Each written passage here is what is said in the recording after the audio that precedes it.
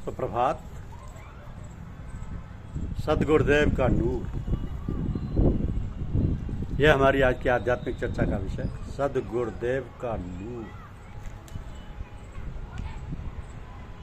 कुछ किताबें पढ़ी जाती हैं, कुछ किताबें पढ़कर याद की जाती हैं, मगर कुछ मजमून ऐसे होते हैं जो हजम किए जाते हैं। ऐसे मजमून जो दिमाग से उतरकर दिल में समा जाते हैं तथा आत्मा यानी रूह को तस्कीन देती है। सभी फकीरों का एक तजुर्बा है कि जो ग्रंथ या मजमून संत फकीरों के जीवन का दर्शन कराते हैं वही हृदय में उतरकर आत्म शांति प्रदान करते हैं। गोस्वामी जी ने रामचरितमानस की रचना करके भक्तों के दिलों को प्रकाश से भर दिया। दिमाग और शरीर को ऐसे विचारों की जरूरत होती है, वह जज्बात की जरूरत होती है जिनमें स्थूल जगत की झलक जरूर दिखाई दे, मगर दिल की गहराई को छूने के वास्ते ग्रंथ का प्रभाव प्रकाश नूर के रूप में दिल से उतरकर रूह में समा जाना चाहिए। दिल की गहराई को छूने के वास्ते ग्रंथ का प्रभाव और प्रकाश नूर के रूप में दिल से उतरकर रूह में समा जाना चाहिए। जमा अच्छा मका अच्छा, गुलिस्तां की हवा अच्छी। जमा अच्छा मका अच्छा, गुलिस्तां की हवा अच्छी, मगर भाती है दिल को मेरे प्यारे की अदा अच्छी। तो आध्यात्म के क्षेत्र में यह पुष्ट विश्वास है कि सद्गुरुदेव का प्रकाश यानी नूर सारे अंधकारों को दूर करता है। सबसे बड़ा ज्ञान जब अनुभव के रूप में हृदय में उतरता है तो सारी कालिमा जो अंधेरे की शक्ल में अंदर ही अंदर बसी होती है साफ हो जाती है। जिस तरह अंधेरे में प्रकाश होने से नूर फैल जाता है, सूर्य के अस्त होने पर अंधेरा होने लगता है, उस समय प्रकाश फैलाकर अंधेरे को दूर करने का काम चंद्रमा किया करता है। और जब चांद भी गायब हो जाता है, केवल अंधेरा ही अंधेरा रह जाता है, तो उस अंधेरे में मार्गदर्शन के लिए एक छोटा सा चिराग या प्रकाश फैलाकर वही सेवा करता है जो रात में चांद व दिन में सूर्य निकलने पर होता है। उसी तरह यही काम संत महात्मा और फकीरों की जात से हुआ करता है। साधक साधारण प्राणीजन इसी प्रकाश और नूर का अंतर दुनियावी हल्की फुल्की रोशनी के सामने उन फकीरों के असर से प्रभावित होकर अज्ञान के अंधकार से निकलकर ज्ञान की नूरानी हालत को महसूस करती है। यही सबसे बड़ी देन है। संसार में दीन दुखियों की सेवा करने के बहुत स्तर हैं। किसी भूखे को खाना खिला देना, किसी प्यासे को पानी पिला देना, किसी बीमार की तीमारदारी कर देना, ये सेवा बहुत ही अच्छे होते हुए भी प्रारंभिक स्तर की और कोई भी कर सकता है। मगर किसी जाहिल को इल्म प्रदान करना यह एक विद्वान या आलिम का काम। कभी सोच कर देखिए, अगर आपको पढ़ना लिखना सिखाया गया ही ना होता तो आपकी हालत किसी जाहिल की तरह होती जिसे अक्षर ज्ञान भी नहीं है। इसलिए शिक्षा का दान सर्वश्रेष्ठ दानों में शुमार किया जाता है। ये काम साधारण लोगों के बस का काम नहीं है। इसके लिए एक विशेष प्रकार की योग्यता अपेक्षित है। जो कार्य कर सकते हैं उनका ही समाज में उच्च स्थान है तथा उनका समुचित आदर होना चाहिए। इसके अलावा सबसे बड़ी भूख आत्म शांति की होती है। जीव को कुल से मिलाने वाली दीक्षा, तालीम व तदबीर एक ऐसी हालत है जो दिल से गुजरकर रूह को यानी नूर से भर देती है। ये कार्य मालिक की इनायत और मेहरबानी से उसी के तार तार से बिंधे हुए जो महापुरुष करते हैं उन्हीं को संत, बली, पैगंबर तथा सदगुरु कहा जाता है। ये एक ऐसी मिसाल होते हैं जिसकी रोशनी दिल, दिमाग, मन के अंधकार को दूर करके आत्म शांति प्रदान करती है। ऐसे महापुरुषों का ना तो कोई धर्म होता है, न जाति होती है, और ना ही कोई विशेष आकार होता है। इनका केवल प्रभाव होता है जो नूर आला नूर प्रकाश ही होता है। प्रकाश है प्रकाश। जिनके दिलों में प्रकाश उतरता है वो विश्वास यकीन के मुकाम पर आ जाते हैं।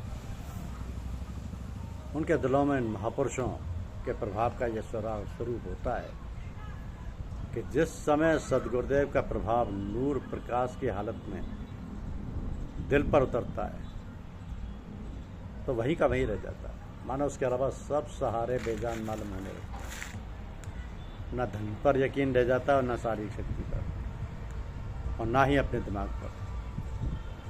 दिल वही ग्रहण करता है जो आध्यात्मिक तेज से बहती हुई हालत होती है। और ये काम सिर्फ फकीरों से हो सकता है, क्योंकि फकीर सामान्यतः साधारण मनुष्य के समान यानी इंसान होते हैं, मगर अंदर से परमात्मा का स्वरूप यानी रहमान होते हैं। तो यह भी अनोखा विश्वास है कि ऐसे फकीर मालिक भेजता है, वो स्वयं नहीं आते। इनका काम सर्वसाधारण के दिलों में अंधकार को दूर करके मालिक का प्रकाश यानी नूर फैलाना होता है। यानी एक ऐसे चिराग होते हैं जो चांद और सूरज की कुव्वत रखते हैं। तो अपने रूहानी सिलसिले में गायबाना तालीम के ऊपर सबसे ज़्यादा भरोसा किया जाता है। स्वयं अपने प्रकाश से उसे कोई उस मुकाम तक नहीं पहुंचा सका, या अपने उस मुकाम तक नहीं पहुंच सका जहाँ की अक्सर बुजुर्गों की इनायत से तरक्की करने वाले शुरू किया करते। ऐसा देखने में आता है कि गायबाना तालीम में बुजुर्गान ख्वाब ने कई विशारतें व बुजुर्गों के जरिए आने वाले हालात की बाबत जो कुछ विशारत या भविष्यवाणी की जाती है उन पर यकीन के साथ भरोसा किया जाता है। इस सिलसिले में करीब करीब सभी बुजुर्गान के साथ इस तरह आने वाले ज़माने के बारे में इशारे होते हैं। इसलिए हालत इस सिलसिले की तरीक़ात में एक महत्वपूर्ण स्थान रखती है। विख्यात आर्य सन्यासी महात्मा आनंद स्वामी सरस्वती उन दिनों लाहौर के दैनिक मिलाप के संपादक थे। वो प्राय कुछ दिन के लिए अज्ञातवास के लिए चले जाते थे तथा कुछ दिन साधना करके लौट आते। एक बार कांगड़ा के वनों में वो साधना कर रहे थे। जैसे ही साधना में बैठते कि उन्हें लाहौर के एक ऐसे व्यक्ति की याद आने लगती जो उन्हें दुश्मन मानता था। महात्मा जी भी बदले में उसके प्रति घृणा का भाव रखते थे। तो जब साधना में उनका मन नहीं लगा तो उनकी अंतरात्मा ने जैसे चेतावनी दी, एक और तू आत्म शांति चाहता, दूसरी ओर तेरा हृदय में घृणा भरी। तो जब तक हृदय में घृणा रहेगी शांति कदापि नहीं मिलेगी। स्वामी जी तुरंत उठे और लाहौर जा पहुंचे। वो सीधे उस व्यक्ति के घर गए जिससे उनकी शत्रुता थी। वो न देख सक पका उठा।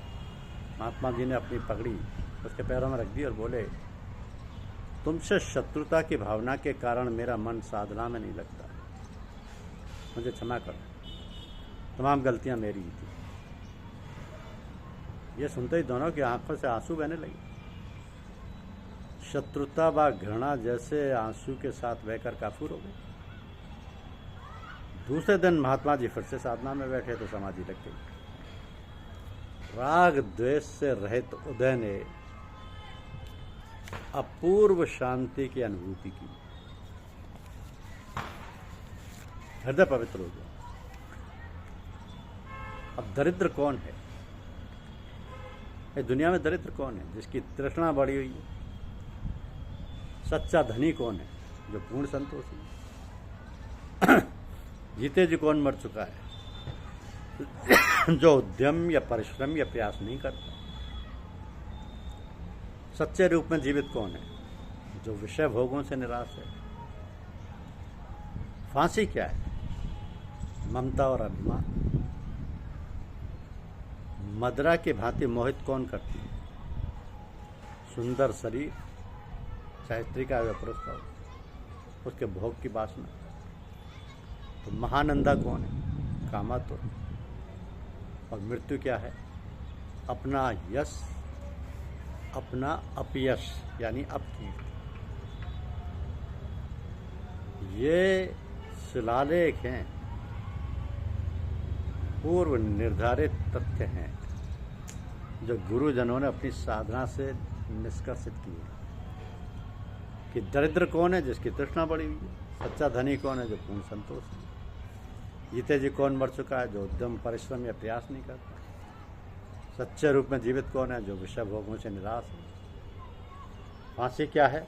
ममता और अभिमान। मदरा की भांति मोहित कौन करता है या करती है? सुंदर शरीर, स्त्री या पुरुष का, उसके भोग की वासना। महानंदा कौन है? कामत। मृत्यु क्या है? अपना अपयश, अपना